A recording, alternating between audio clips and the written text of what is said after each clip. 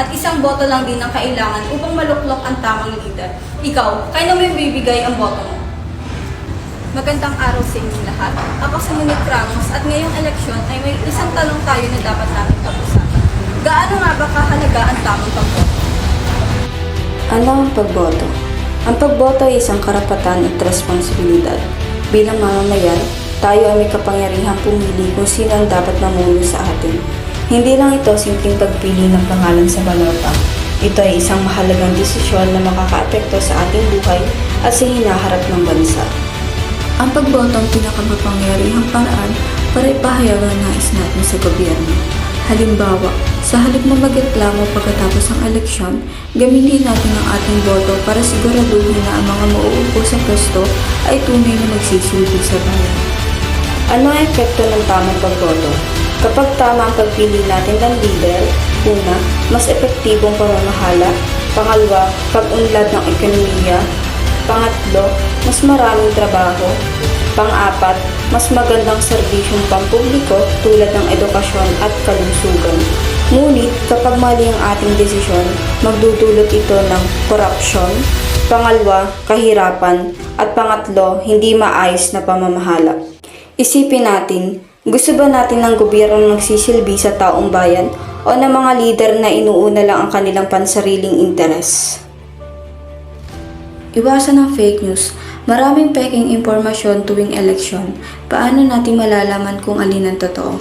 Gumamit ng verified sources tulad ng COMELEC, news websites at fact-checking organizations. Halimbawa, maraming nagpapakalat ng fake news tuwing eleksyon. May edited videos at quotes na hindi naman talaga sinabi ng kandidato. Kaya bago maniwala, siguraduhin natin galing sa mapagkakatiwalaang source ang ating impormasyon. Paano bumoto ng responsable?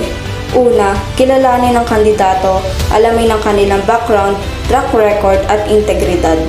Pangalawa, suriin ang kanilang plataforma, totoo bang may plano sila o puro pangako lang. Pangatlo, iwasan ang vote buying. Ang pagbebenta ng boto ay hindi solusyon, kundi isang problema na nagpapalala ng katiwalian sa ating bansa. Mahalala na hindi paligsahan ng kasikatan.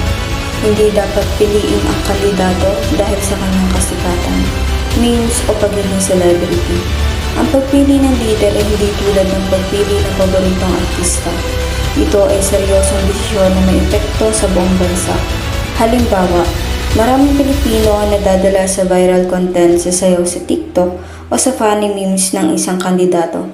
Pero ang tanong, kapag ba sumayaw sila sa entablado, bigla bang mawawala ang kahirapan? Kapag ba naging trending sila, magiging maunlad na ba ang Pilipinas? Ang boto mo ay pagpapakita ng pagmamahal sa bayan. Hindi lang ito basta pagpili ng pangalan sa balota.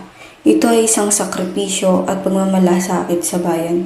Kung tunay tayong nagmamahal sa bansa, pipiliin natin ang kandidatong makakatulong sa lahat, hindi lang sa sarili nating interes. Halimbawa, kung mahal mo ang iyong pamilya, ang iyong bayan at ang susunod na henerasyon, siguraduhin mong tama ang iyong iboboto. Dahil ang tamang leader ngayon ay magtatakda ng kinabukasan natin bukas.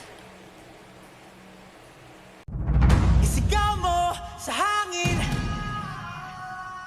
tumindig at magsilbing liwanag.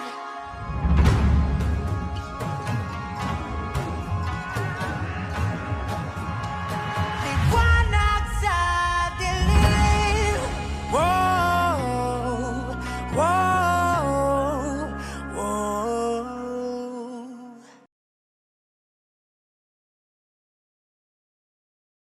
Alam mo na ang pagboto ay hindi lang isang karapatan kundi responsibilidad. Pero may tanong ako sa iyo.